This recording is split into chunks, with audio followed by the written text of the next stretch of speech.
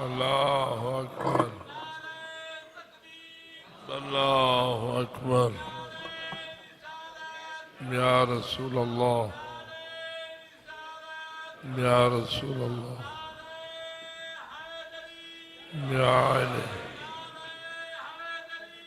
یا علی، زندہ باد، زندہ باد، مرد آباد، مرد آباد،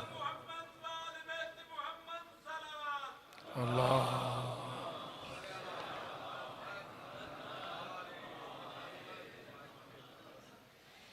بار دیگر بآواز بلند صلوات.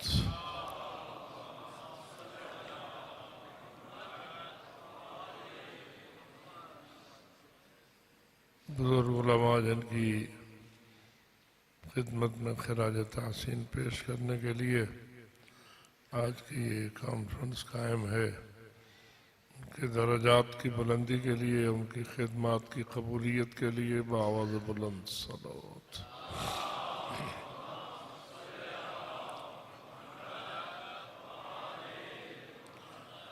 ان کی ارواح طیبہ کو ہدیہ پیش کرنے کے لیے ایک سورہ فاتحہ. بسم اللہ الرحمن الرحیم. الحمدللہ رب العالمین الرحمن الرحیم مالک یوم الدین ایاک نعبد و ایاک نستعین اہدنا الصراط المستقیم صراط الذین انعمت علیہم غیر المغضوب علیہم ولا الضالین. بسم اللہ الرحمن الرحیم. قل هو اللہ احد اللہ الصمد لم یلد ولم یولد ولم یکن له کفوا احد. بسم اللہ الرحمن الرحیم. قل هو اللہ احد اللہ الصمد لم یلد ولم یولد ولم یکن له کفوا احد. بسم اللہ الرحمن الرحیم. قل هو اللہ احد اللہ الصمد لم یلد ولم یولد ولم یکن له کفوا احد. کذالک اللہ ربنا. تلاوت سورہ حمد و توحید، یہ نیک مجلس اعضاء اور دیگر جتنی بھی عبادات اس سلسلے میں منعقد ہوئی ہیں، ان سب کا اجر و ثواب ارواح طیبہ انبیاء و مرسلین، شہداء و صدیقین، چہردہ معصومین علیہ السلام کی مقدس بارگاہ میں ہدیہ کرنے کے بعد قبلہ حمدانی صاحب اور اس ادارے کی خدمت کرنے والے بزرگان، جس نے بھی جو خدمت کی ہے، ان سب کی خدمات کو اللہ قبول فرمائے. ان کی ارواح طیبہ تک ہدیہ کرتے ہوئے سب کی بخشش و مغفرت اور بلندی درجات کے لیے بآواز بلند صلوات.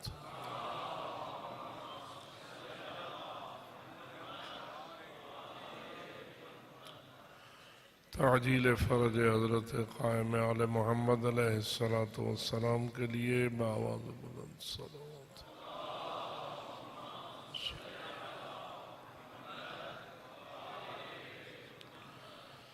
ماشاءاللہ لا حول ولا قوة الا باللہ العلی العظیم. رب اشرح لی صدری ویسر لی امری واحلل عقدۃ من لسانی یفقہوا قولی. اعوذ باللہ من الشیطان اللعین الرجیم. بسم اللہ الرحمن الرحیم.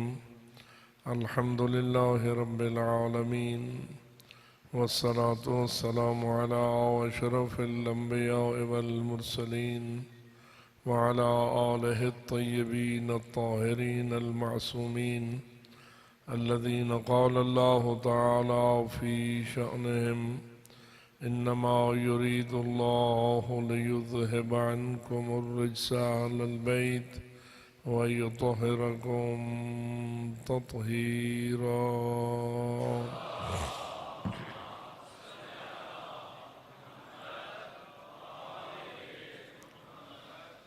أما بعد فقال أمير المؤمنين علي بن أبي طالب عليه الصلاة والسلام في نهج البلاغة: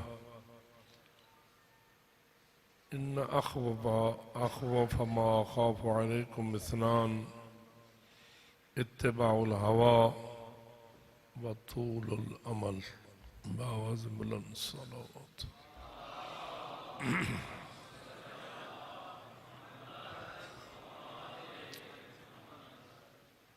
خداوند منان اس کاوش اور کوشش کو قبول و منظور فرمائے اور اس کے نورانی اثرات ہم سب پر، ہمارے معاشرے پر مرتب فرمائے۔ جس نیک مقصد کے لیے یہ کاوشیں کی جا رہی ہیں، خداوند منان اس مقصد کے کمال تک پہنچنے کی ہم سب کو توفیق عطا فرمائے۔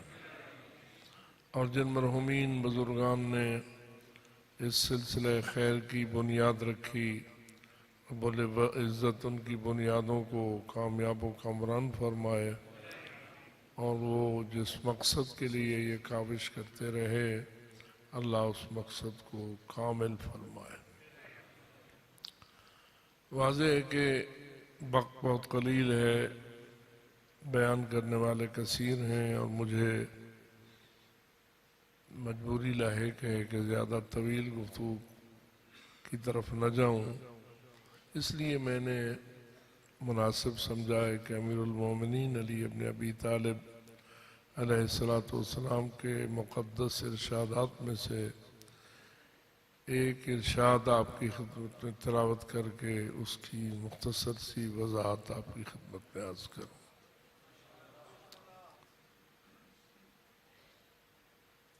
کچھ ہوتی ہیں خوبیاں جن کے حصول کے لیے ہر انسان کوشاں رہتا ہے، لیکن کچھ ایسی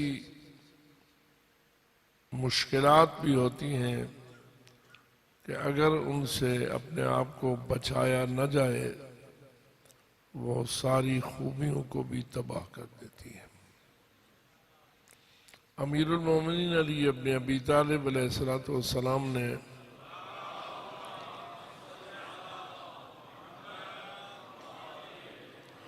جہاں فصاحت و بلاغت کا یہ اعلیٰ مرقع ہمارے سامنے پیش کیا ہے کہ وہ اتنا ہی فصیح و بلیغ ہے جتنا اللہ کا کلام فصیح و بلیغ ہے، لیکن اس کی فصاحت و بلاغت کے ادراک کے لیے عربی زبان سے آشنا ہونا ضروری ہے۔ ہمارے یہ طلاب کرام، یہ علماء اعظام، ہم سب دعویٰ تو کرتے ہیں کہ قرآن بھی فصیح و بلیغ ہے اور نہج البلاغہ بھی فصیح و بلیغ ہے، لیکن اس کی فصاحت کا معیار کیسے ثابت ہوتا ہے؟ وہ کسی اور زبان کی تعلیم حاصل کرنے سے اتنا روشن نہیں ہوتا جتنا اس کے لیے عربی زبان سے آشنا ہونا ضروری ہوتا ہے۔ چونکہ قرآن بھی عربی میں ہے اور نہج البلاغہ بھی عربی زبان میں ہے، اس لیے عربی جاننے والے علماء اور عربی سے آشنا طلباء ہی اس کی گہری حقیقت سے آشنا ہو سکتے ہیں۔ لیکن جہاں تک اس کے مفاہیم اور معانی کی گفتگو ہے، جو دراصل بلاغت کا اعلیٰ معیار ہے، اس سے امت کو آشنا کرنا اس زبان میں ضروری ہے جو زبان کوئی جانتا ہے یا جس زبان میں کوئی پیدا ہوا ہے۔ مولانا قبلہ مقبول حسین صاحب کی کاوش یہی ہے کہ عربی کی فصیح و بلیغ گفتگو اردو میں پہچانی جائے، لہذا جہاں یہ کانفرنسیں منعقد ہوتی ہیں وہاں اس کی کامیابی اس میں ہے کہ جو ہماری قومی زبان سے آشنا لوگ ہیں وہ اس کی فصاحت سے بھی آشنا ہو جائیں اور اس کی بلاغت سے بھی آشنا ہو جائیں۔ میرے خیال میں فصاحت کو سمجھنے کے لیے تو عربی زبان ضروری ہے، لیکن بلاغت کو سمجھنے کے لیے اس کے مفاہیم سے آشنا ہونا ضروری ہے، کیونکہ بلاغت کا تعلق فقط الفاظ سے نہیں ہوتا بلکہ بلاغت کا تعلق معانی اور مفاہیم سے ہوا کرتا ہے۔ اس لیے میں تمام امت کے بزرگان کی خدمت میں عرض کروں گا کہ نہج البلاغہ کو اس کے مفاہیم اور معانی میں غور کرنے کے لیے زیادہ سے زیادہ کوشاں ہونا چاہیے، اور یہ کانفرنسوں کا قیام جہاں نہج البلاغہ کے فضائل پڑھنے سے ہے، وہاں ان کانفرنسوں کا تعلق نہج البلاغہ کے مفاہیم سے آشنا ہونے سے بھی ہے۔ لہذا جتنی بھی کوشش اس کے مفاہیم کو سمجھنے اور اس کی گہرائیوں میں غوطہ لگانے کے لیے ضروری ہے، اتنا ہی کوشش کی جانا چاہیے۔ اور یہ بات بالکل ثابت ہے اور عیاں ہے کہ جتنا زمانہ آگے بڑھتا چلا جائے گا اتنا ہی قرآن کے رموز سے بھی زیادہ آشنائی ہوتی جائے گی اور نہج البلاغہ کے مفاہیم و معانی سے بھی زیادہ آگاہی حاصل ہوتی چلی جائے گی۔ اور یہ کوشش ہے جو قبلہ علوی صاحب نے کی ہے، اور میں یہ سمجھتا ہوں کہ یہ کوشش کافی حد تک کامیاب ہے اور انشاءاللہ مزید کامیابیوں کی منزلیں طے کرے گی، بشرطے کہ آپ حضرات اس سے وہ فیض حاصل کرنے کی کوشش کریں جس فیض کے سمندر کو جاری کرنے کی کوشش ان بزرگان کی طرف سے جاری ہے۔ اگر آپ یہ وعدہ کرتے ہیں تو بآواز بلند صلوات پڑھیں۔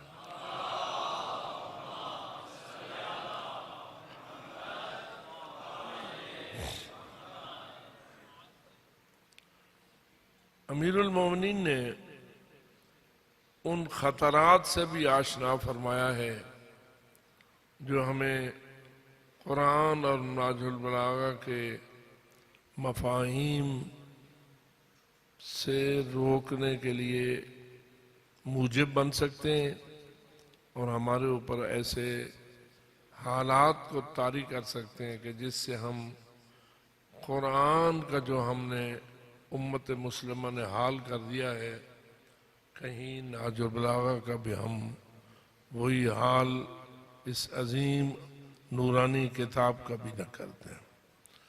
یہاں مجھے یاد آتا ہے کہ میں تھوڑا سا ایک جملہ اپنے مرحوم بزرگوار علامہ سیف اللہ خان جعفری کا عرض کروں، ان کی روح کو سلام پیش کرنے کے لیے بآواز بلند صلوات۔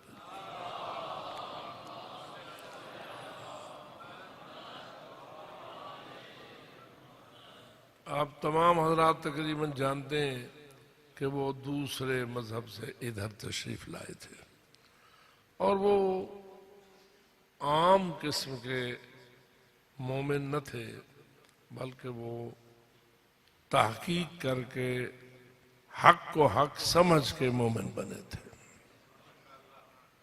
اور اپنے اس مسلک کے بھی عظیم علماء سے ان کا تعلق تھا، اور ایک عالم جب کہ ایک مذہب کو چھوڑ کر دوسرے مذہب کی طرف آتا ہے تو بغیر تحقیق کے آنا مشکل ہے۔ ہاں کوئی دنیا کے لیے آ جائے تو اور بات ہے، لیکن جو حق کو حق سمجھنا چاہتا ہے اس کو محنت بھی کرنا پڑتی ہے، کاوش بھی کرنا پڑتی ہے اور دقت بھی کرنا پڑتی ہے۔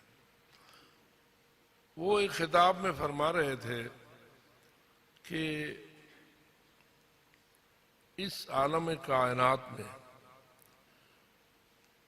کوئی کتاب ایسی نہیں ہے جس کو کہا جائے، پوچھا جائے آپ نے فلاں کتاب پڑھی ہوئی ہے، تو مخاطب فقط اس کے الفاظ پڑھے ہوئے ہو اور اس کے معانی سے آشنا نہ ہو تو کوئی شخص یہ نہیں کہے گا کہ میں نے اس کتاب کو پڑھا ہوا ہے۔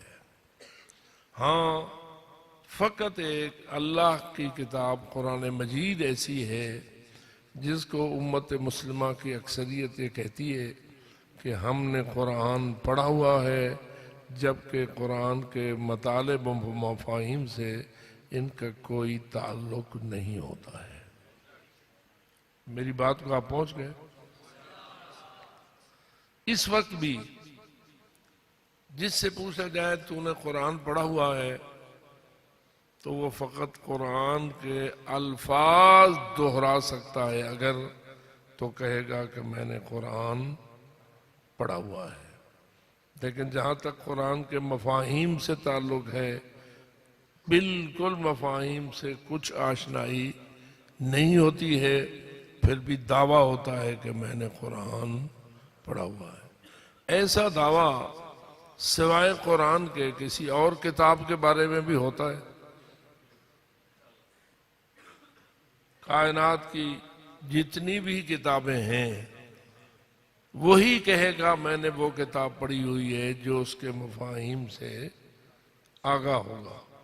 ہاں، فقط قرآن ہی ایسی کتاب رہ گئی ہے کہ جس کے مطالب کو نہیں سمجھتے، فقط اس کے الفاظ کو پڑھ لیتے ہیں، لیکن بڑے دعوے سے کہتے ہیں کہ میں نے قرآن پڑھا ہوا ہے۔ میں یہ سمجھتا ہوں کہ یہ پڑھا ہوا کہنا باعث عزت تو ہے، باعث عظمت تو ہے، باعث اجر بھی ہے، باعث ثواب بھی ہے، لیکن قرآن کے مقصد سے اس کو آشنا ہونا نہیں کہا جا سکتا۔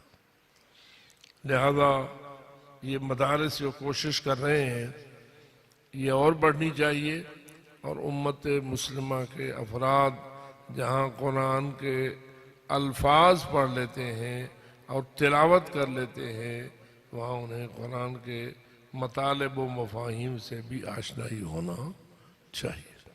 اگر اس وقت صورتحال یہ ہے قرآن کچھ اور کہہ رہا ہے اور معاشرہ اپنی عادات کے اعتبار سے کہیں اور جا رہا ہے تو اس کی بھی ایک وجہ یہی ہے کہ وہ قرآن کے مطالب و مفاہیم سے آشنا نہیں ہے۔ جب جانتا ہی نہیں ہے تو کیا پتا کہ قرآن کیا کہتا ہے اور میں کیا کہہ رہا ہوں۔ چلو اگر جانتا ہوتا تو پھر تو کہا جاتا کہ یہ عالم ہے جس نے راہ حق کو چھوڑ دیا ہوا ہے، لیکن جس کو پتہ ہی نہیں ہے وہ تو کہے گا کہ مجھے پتہ نہیں ہے۔ اس لیے میں یہ سمجھتا ہوں یہ ایک ایسی کوشش ہے جو مولانا علوی صاحب نے شروع کی ہے، جس کا اصل ہدف یہ ہے کہ جس طرح لوگ قرآن سے آشنا ہوں اسی طرح وہ مع قرآن سے بھی آشنا ہو جائیں۔ جیسا کہ رسول اکرم کا فرمان ہے علی مع القرآن والقرآن مع علی۔ یہ جو مع ہے اس کا مفہوم کیا ہم بنائیں گے؟ ہماری اردو زبان میں اس مع کا ترجمہ ہم کیا کرتے ہیں؟ ساتھ۔ ساتھ کا مطلب کیا ہے؟ قرآن علی کے ساتھ اور علی قرآن کے ساتھ، یعنی جسمانی تعلق یا معنوی تعلق۔ کیا اس کا مطلب یہ ہے کہ علی ایک ایسی ہستی تھی جو ہر وقت اپنے گلے میں قرآن ڈالے رہتے تھے اور پھر فرمایا کرتے تھے میں قرآن کے ساتھ ہوں، قرآن میرے ساتھ ہے؟ کیا اس کا مطلب یہی ہے؟ یعنی کہ آپ یہ فخر امیر المومنین بیان کریں گے کہ علی ایک ایسی شخصیت تھی کہ جس نے ہر وقت اپنے گلے میں قرآن ڈالا ہوا ہوتا تھا اور فرماتے تھے میں قرآن کے ساتھ ہوں اور قرآن نہیں؟ بابا یہ کوئی فخر کی بات ہی نہیں ہے، یہ کوئی عظیم مفاخر میں سے نہیں ہے۔ اصل یہ تھا کہ میرے سینے میں قرآن ہے، میں قرآن کا پورا عالم ہوں، اور نتیجہ یہ ہے کہ میری کوئی حرکت، میرا کوئی سکون، میرا کوئی کلام، میرا کوئی فعل، کوئی بھی چیز میری قرآن کے خلاف نہیں ہے، اور قرآن کا کوئی لفظ، کوئی آیت، کوئی فرمان میرے کردار کے خلاف نہیں ہے۔ ساتھ ہونے کا اصل مطلب تو یہ تھا، لیکن اس ساتھ سے ہمیں فائدہ ہونا چاہیے یا نہیں، فیضیاب ہونا چاہیے یا نہیں، یا ہم بھی فقط وہی ساتھ بنائیں کہ ساتھ ہے، ایک تعویذ بڑھائی پھرتے ہیں اور قرآنی ایک تعویذ بنا کر ہم نے گلے میں ڈالا ہوا ہے، جس طرح کہ رواج ہوتا ہے کہ بعض بچوں کے گلے میں قرآن بطور تعویذ ڈال دیا جاتا ہے، تو اس طرح تو وہ بچہ بھی کہہ سکتا ہے قرآن میرے ساتھ اور میں قرآن کے ساتھ۔ بھئی یہ معنی نہیں ہے علی امیر المومنین کے ارشاد کا، اس لیے اہمیت اس نقطے کو حاصل ہے کہ ہمیں قرآنی مفاہیم سے آشنا ہونا چاہیے، اور اس کے بعد اہمیت اس بات کو حاصل ہے کہ ہمارا علم و کردار بھی قرآن کے عین مطابق ہونا چاہیے۔ جو ایسا سمجھتا ہے اور ایسا کرنا چاہے وہ بآواز بلند صلوات بھیجے۔